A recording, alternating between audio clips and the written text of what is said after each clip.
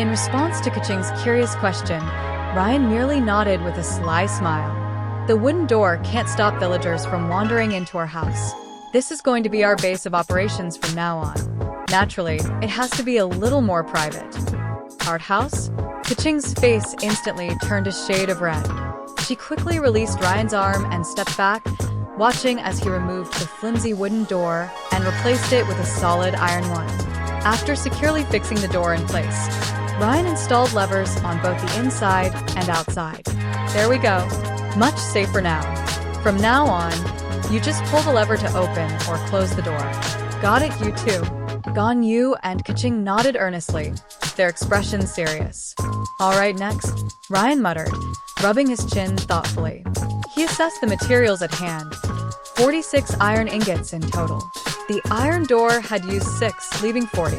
3 iron axes and 3 iron pickaxes were a must for the 3 of them, which accounted for 18 ingots. Kaching and Ganyu each needed an iron sword.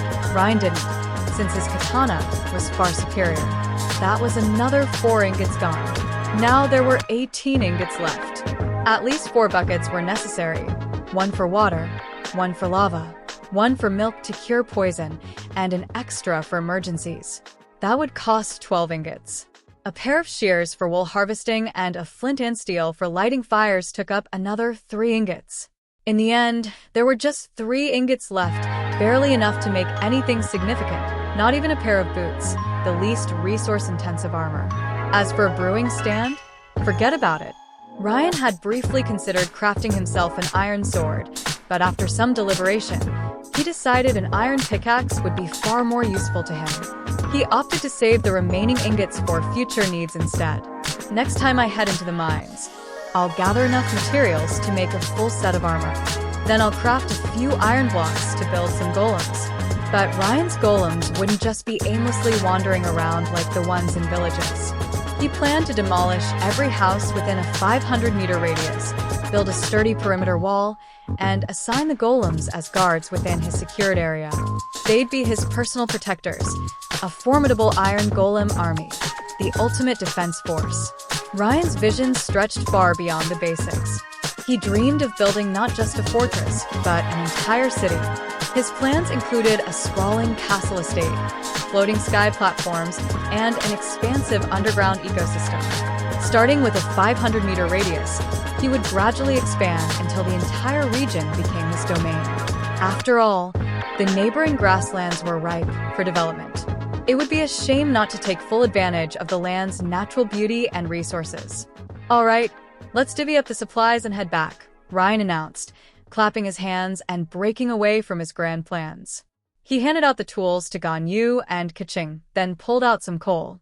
As for wood, I won't bother giving you any since it's so easy to come by, and you've already chopped down plenty yourselves. But how about a stack of coal each? That should be useful. I've already used the iron to make tools, but there are 3 ingots left. You can take them if you want. Also, there's some raw meat and seeds in the chest. Feel free to grab whatever you need.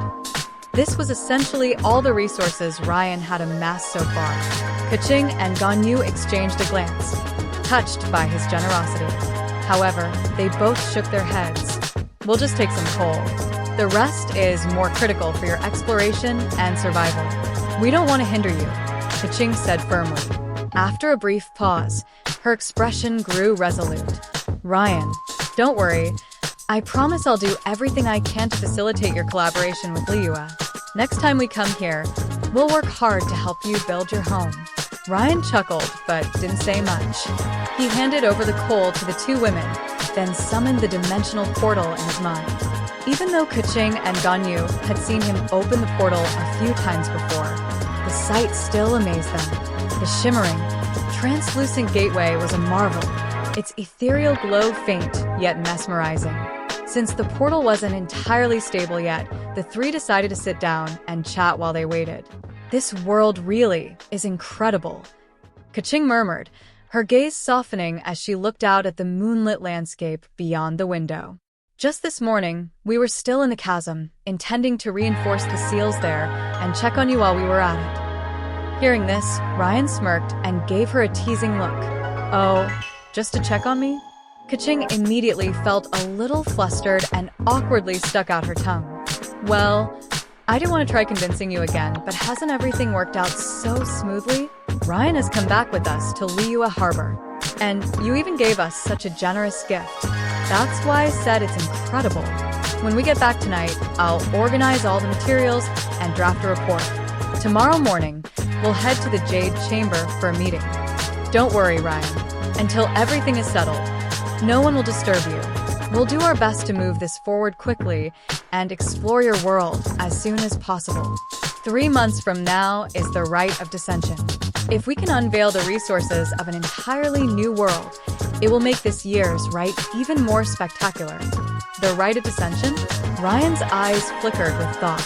After a moment, he asked softly, Keqing, Ningguang is hosting this year's Rite of Descension, right?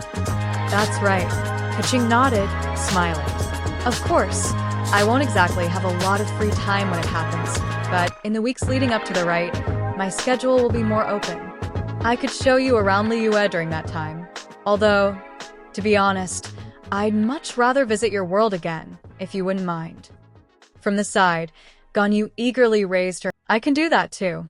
I can show Ryen around Liyue as well. Then I'll leave it to you both. I'm definitely curious about Liyue. Ryen replied with a grin. He then asked more seriously, by the way, I heard from the Millilith in the chasm that Mondstadt has been dealing with dragon-related disasters and Inazuma has been in isolation. I've spent this whole year in this world, so I haven't kept up with Teyvat's events. Could you tell me what's been going on? Keqing glanced at Ganyu. While Keqing held a high-ranking position, her focus was primarily on Liyue. She was aware of such events, but didn't know the finer details. Ganyu, on the other hand, had a broader understanding due to her duties. I'll explain, Ganyu said, organizing her thoughts before speaking.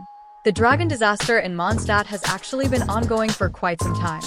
Trade routes and other commercial networks have been severely disrupted, and many cooperative ventures between Liyue and Mondstadt have come to a halt.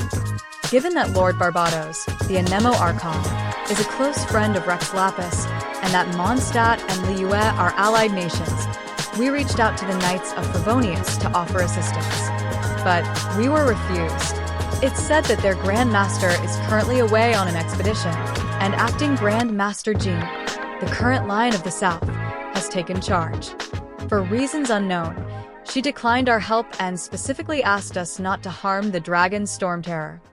As for Inazuma, with its borders closed, we don't have much information on their current state. However, Captain Beidou has some connections with the resistance forces in Inazuma, so she might know more. Oh, the resistance is the group opposing the Vision Hunt Decree. You've probably heard about the Vision Hunt Decree, Ryen. It's been a major topic across Teyvat.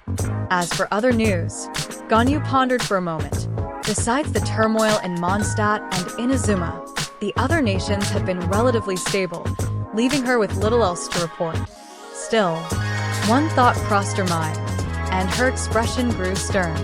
Ryen, you need to be cautious of the Fatui. They are not good people, and their harbingers are incredibly powerful.